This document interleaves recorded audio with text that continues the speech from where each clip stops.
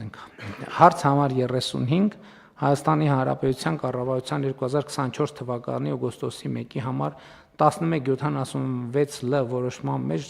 լրացումներ եւ փոփոխություններ կատարելու մասին հարցը զեկուցող էկոնոմիկայի նախարար Գևորգ Պապոյան։ Համեցեք, պարոն Պապոյան։ Շնորհակալություն, մեծարգո պարոն վարչապետ, հարգելի գործընկերներ, դեռևս 2023 թվականի դեկտեմբերին Հանրապետության վարչապետը էկոնոմիկայի նախարարությանը հանձնարարական է տվել, որպեսզի մեր սպառողներին, մեր բնակչությանը որակյալ եւ անվտանգ մսամթերք մատակարարելու համար ապահովել այնպիսի իրավիճակ եւ այնպես կազմակերպել, որպեսզի խրախուսվի սպանդանոցային սպանդը եւ մեր բնակչությունը, ֆերմերային տնտեսությունները, գյուղաբնակ մեր քաղաքացիները, որոնք որ զբաղվում են անասնապահությամբ, անասունների սպանդը իրականացնեն սպանդանոցների միջոցով։ Եվ այստեղ հանձնարարականի էությունն այն էր, որ ոչ միայն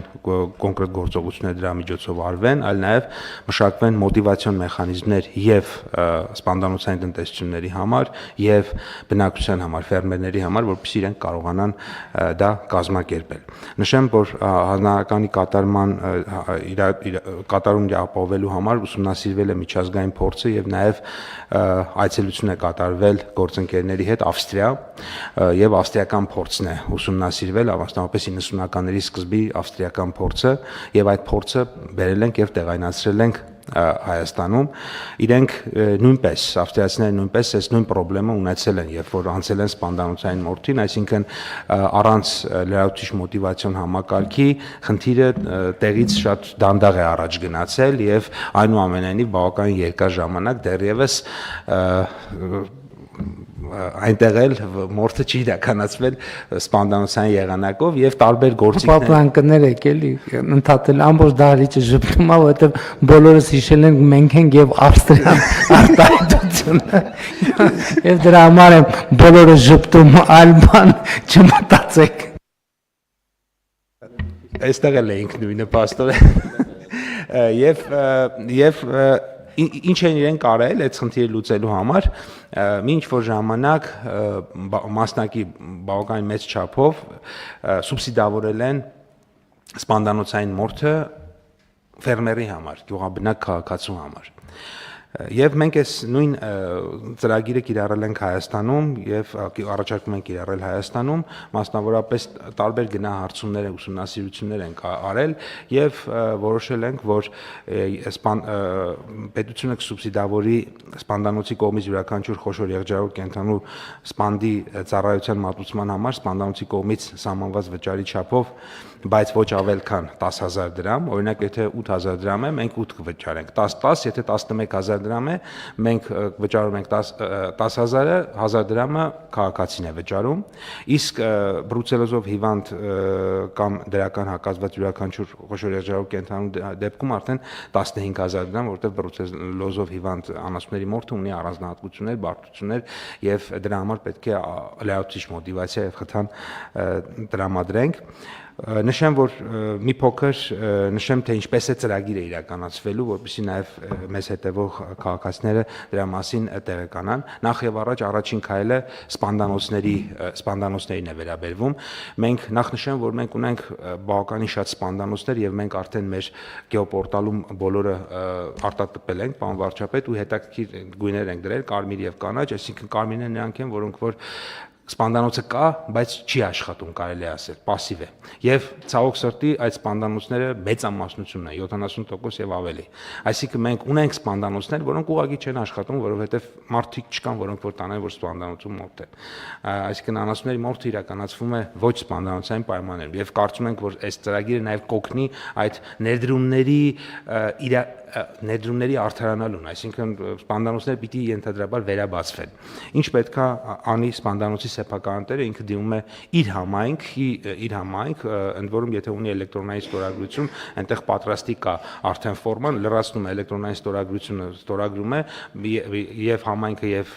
էկոնոմիկայի նախարարությունը եւս ավտոմատ այդ ստորագրությունները դնում են, մենք համաձայնագիր ենք իրենք կնքում։ Եթե չունի էլեկտրոնային ստորագրություն, պիտի արդեն տպի, լրացնի, սկանանի, ուղարկի մեյլով։ այսինքն ամեն դեպքում համայնքապետարան գնալու կամ նախարարություն գալու կարիք չկա, բայց եթե էլեկտրոնային ստորագրություն ունի, շատ ավելի արագ է process-ը իրականանում, որից հետո արդեն դա այնտեղ բոլոր պայմանները գրված է, ինչ պետք է ինքը անի, բազմաթիվ տարբեր իրավիճակներ կան, որոնք որ նկարագրված են։ Այդ պարագայում, երբ որ մեր քաղաքացիները օրինակ պետքա տանեն մորթը իրականացնելու եւ ենթադրեն գինը 10,000 դրամ է, արդեն դա նշանակում է, որ վճարման կարիք չկա, պետությունը ամբողջովին վճարում է քաղաքացուն սպանդանոցային ծառայության գինը եւ նաեւ նշեմ, որ շատ կարեւոր մենք համաձայնագրում շատ կարեւոր կետ ենք սահմանել, որ մորթից հետո ենթամթերքները պետք է վերադարձվեն բնակչին, այսինքն դա այն տրամաբանությունն է, որը գործում է սովորական սպանդանոցային ծառայությունների դեպքում, այսինքն ինքը միայն սպանդանոցային ծառայություն եւ հետագա գործընթացների ապահովումն է իրականացնում եւ ուզում եմ հիշեցնել նաեւ որ մենք եւս մեկ լիացիչ դերևս անցած տարի օգոստոսի 1-ին պարոն վարչապետ եւս մեկ կարեւոր որոշում էինք ընդունել, այն է սպանդանոցների համար ավելացված արժեքի հարկի 75%-ը փոխհատուցում ենք։ Սա ինչով է կարևոր, որովհետև մեծ ծավալների դեպքում սպանդանոցները ավտոմատ ինչ որ փուլում կհայտնվեն ավելացված արժեքի հարկում եւ սպանդանոցային մորթի արդյունքում առաջացած մսի գինը կստացվի, որ մոտավորապես 15%-ով ավելի, այո, 15%-ով ավելի թանկ կլինի, քան ոչ սպանդանոցայինը եւ մենք այդ խնդիրն էլ ենք լուծել, իրենք եւ հիմա էլ մենք ունենք դիմումներ, կազմակերպություններ օգտվում են, իրենք դիմում են մեզ, մենք փոխհատուցում ենք իրենց այդ ավելացված արժեքի հարկի այդ 75%-ը եւ այս առումով էլ կարծում եմ սա նաեւ լավ է այնքանով որ սպանդանոցներն էլ չունեն մոտիվացիա չներգրավելու այստեղ եւ սպանդանոցային մսի գինը կլինի նույնը ինչ որ ոչ սպանդանոցայինը եւ բնականաբար ապահովված կլինի անվտանգության մասը, որը շատ կարեւոր է մեր բնակչության համար եւ այնտեղ նաեւ ոչ միայն մեր բնակչության, որովհետեւ մեր երկրի գրավչությունը ընդհանուր առմամբ կնվազի, եթե օրինակ մեր երկրի բոլոր այցելողները իմանան, որ ոչ բոլոր մթերքները մեր երկրում օրինակ սպանդանոցային մորթում տեղի չի ունենում։ Շատ լավ, պարոն Պապյան, շնորհակալ եմ։ Դուք հիշատակեցիք ավելացված արժեքի հարկի հետ կապված խնդիրը, եւ ես ուզում եմ մեզ հիշեցնել, որ մենք այդ որոշումը կայացրեցինք Լոռու մարզի Սպիտակ խոշորացված համայնքում ֆերմերային տնտեսություն այցելելով եւ տեղում խնդիրները երբ որ մեզ ներկայացվեցին, որովհետեւ գործարարը տնտեսվարողը մեզ ասում էր, որ շատ ավելի ճիշտ է ոչ թե ուղղակի սպանդանոցային համակարգը, այլ ճիշտ է, որ գլխականակը նման տնտեսությունները հավաքեն, որ ժամանակը բտման դնեն, որ เป զի կենթանիները ավելի արդյունավետ մսատվությունը շատանա եւ այդտեղ ավելացված արժեքի հարկի հետ կապված խնդրեմը ավելի էր սրվում եւ մենք եկանք այդ այցից հետո էլի կայացրինք այս որոշումը։ Այս որոշումը, որը կայացնում ենք, էլի ուզում եմ հիշեցնել, որ ես չնախատեսված այց ունեցա, այսինքն ճանապարհին ուղակի թեքվեցինք, Վայոց ձորի մարզի Ելփին գյուղ մտանք եւ այնտեղ գյուղամիջում ժողովրդի հետ հանդիպման ընթացքում հետո ես ձեզ կամ գրեցի կամ զանգեցի, հանձնարարեցի, որ անպայման գաք, որովհետեւ մարդկանց ասածը շատ տրամաբանական էր թվում եւ այդտեղ խնդիրը այս որոշումն էլ այդ այցելության արդյունք է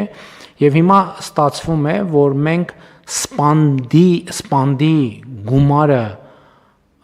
այս որոշմամբ հիմա ամբողջությամբ դա ստացվում, թե մասամբ փոխհատուցում ենք եւ տալիս ենք սպանդանոցին եւ ոչ թե խոշոր եղջերավոր անասունի տիրոջը եւ այս դեպքում խոսքը միայն խոշոր եղջերավոր անասունի մասին է։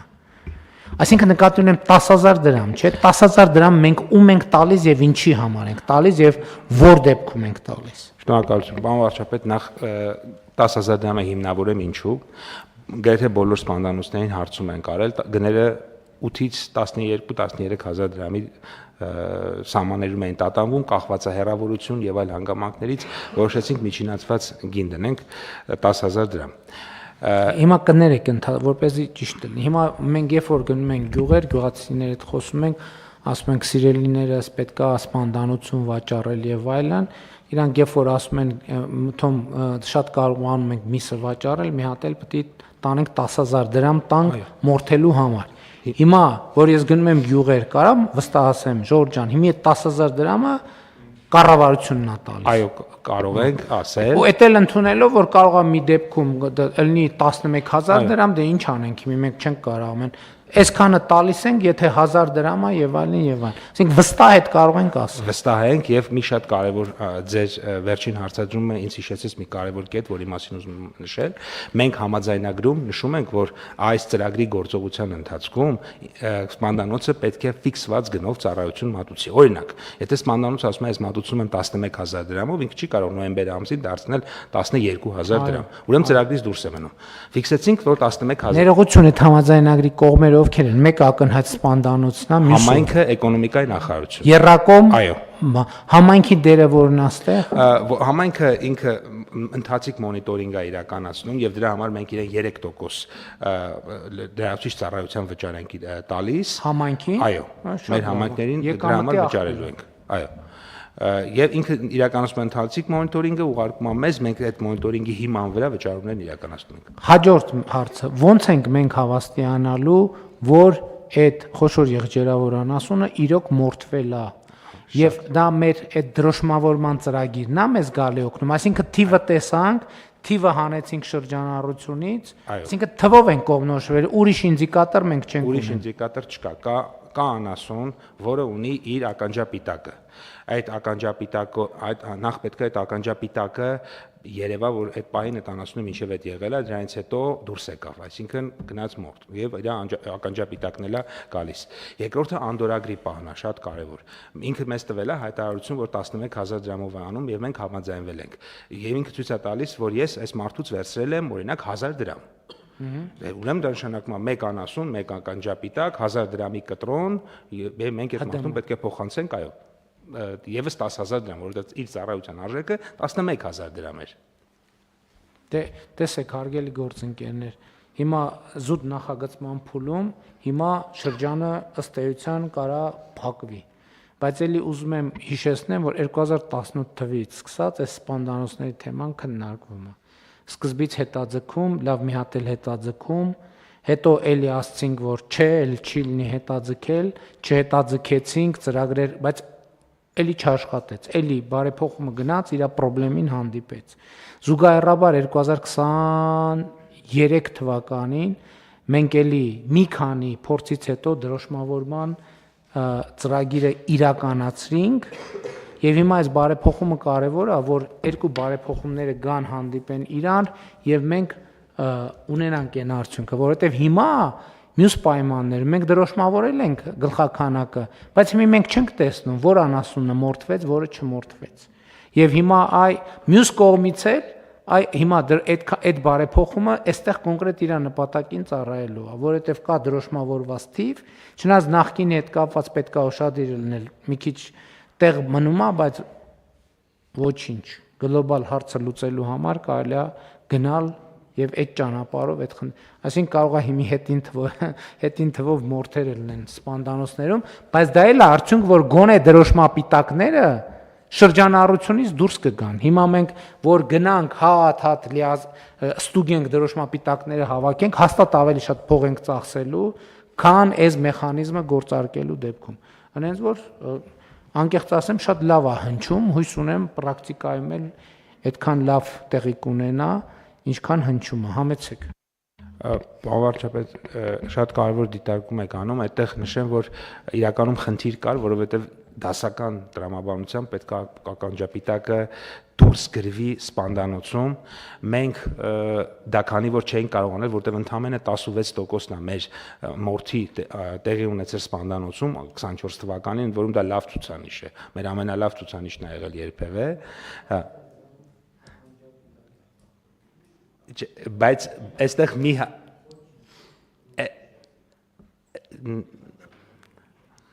Այստեղ մի հարց կա, որ լուծվել է նախկինում բավականին զուգահեռաբար, երբ որ մենք ունենք ականջապիտակի թիվ եւ համայնքներից վիճակագրություն, թե քանի անասուն ունենք Հայաստանում, թվերը շատ քիչ տարբերություն են տվել, որովհետև անասնաբուժները, երբ որ մտնում են այնտեղ, տեսնում են օրինակ 10 կով կա ականջապիտակով, բայց 6 կովա գոմում, իրանք 4-ին հանել են։ Անասնաբուժները հենց տեղում իրանք ունեն պլանշետ, իրանք այդ պլանշետով կարողանում են հանել։ Բայց ես նկատի ունեմ, բա պիտակը ուր է իրանց։ Այդ պակասող անասունների պիտակներ, ականջապիտակները ուր են։ Ականջապիտակները չեմ կարող ասել որտեղ են, բայց բացակայությունը ֆիքսված է։ Պարոն Պապոյան, ես ձեզ որոշում ուզի մեծ մտնի, 2 ամսով կհավաքվենք, կտեսնենք այդ։ Բոլորը ի հայտ կգան, բայց էլի ես առաջարկում եմ դրա վրա շատ չկենտրոնանալ։ Շատ լավ։ Համեցեք բան։ Ես կարծում եմ հաջորդ փուլի մի հատ կարևոր խնդիր ունենք, որը պետք է լուծենք, հակառակ դեպքում այս լուծումը իմաստ չի ունենա, որովհետև իր լոգիստիկան էլ է շատ պրոբլեմատիկ հարց։ Մենք նախորդ անգամները քննարկում ենք, որովհետև եթե միսը էլի տրադիցիոն մենք այդ բանի հիգիենան պահում ենք, ստանդարտը մորթի, բայց հետո ինքը էլի հայտնվում է Opel չասեմ, գազելի բագաժնիկում ու գալիս է խանութ, այդ ամբողջ իմաստը այդ սպանդանոցի կորում է։ Այսինքն ինքը մենք մտածում ենք ոնց անենք, որ իր ամբողջ շղթայով այդ ստանդարտը պահենք, էլի։ Պարոն Գրիգորյան, էդ էլ բան է, էլի այո, էլի որի որ տան այդ ստանդարտները դրել ենք, բայց էլի եմ ասում, հետևողականություն։ Մենք մեկ է Ժորժ ջան, մի որոշմամբ տեսեր չի ուզում բանը նիստը երկար տևի, բայց ախր խնդիրը գիտեք ինչն է, որ մեր որոշումները այն որ մենք հետևողական անում ենք, պետքա դառնան իրանք մարմնի հիշողություն, ձեռքբերովի ռեֆլեքս պետքա դառնան։ Իսկ որպեսզի մի ինչ որ բան դառնա ձեռքբերովի ռեֆլեքս, պետքա այդ հին ձեռքբերովի ռեֆլեքսը հաղթահարվի։ Իսկ դրա ձևը անընդհատ հետևողական գնալն է այդ թեմայի հետևից։ Մենք մեկը ասում եմ, մի որոշման չենք լուծելու, եկել ենք, այս կետին հասել ենք, շատ լավ գնանք, էդ էլ զուգահեռ մի հատ էլ նայենք, այդ որոշումների մեջ ամեն ինչ ճիշտ է, թե ամեն ինչ այդքան էլ ճիշտ չի։ Հետո մեր տեսչական այդ գործառույթները եւ այլն հնդածս պետքա ուժեղացնենք, բայց ի վերջո մեր բոլորի նպատակը ինչ է, որ դա մարդկանց համար դառնա այնքան սովորական, որ ասենք դա լինի ոչ թե անհնար, այլ հնարավոր չլինի ինքը, որովհետև այդ տրամաբանությունը զարգանա։ Բայց այո, այդ որոշումները կայացրել ենք, չէ՞, նախկինում, տեղափոխման հետ։ Ես հիշում եմ նույնիսկ սպանդանոցներ են գնացել, որտեղ մեքենաները ցույց են տվել ինձ, ես էլ տենց բացել եմ եւ համոզվել եմ, որ այդ մեքենան ոչ մի անգամ օգտագործված չի։ Ինչպես այսօր շատ տեղերում գնում ենք եւ շատ տեղեր, շատ բաներ տեսնում ենք, որ ոչ մի անգամ օգտագործված չի, չնայած մի տարի առաջ կամ ստեղծվել է, կամ որոշումը կայացվել է, բայց ելի եմ ասում, պետք չի սրա վրա շատ կենտրոնանալ։ Լուծումը մեկն է՝ գնալ որոշումը կայացնել, հետևից գնալ, ստուգել, հետ գալ, նորից այնքան լավարկել, որ ինքը ու գնալ, որպես դառնա ռեֆլեքս, դառնա ձեռքբերովի նոր ձեռքբերովի ռեֆլեքս։ Համեցեք։ Շնորհակալություն, պարոն վարչապետ։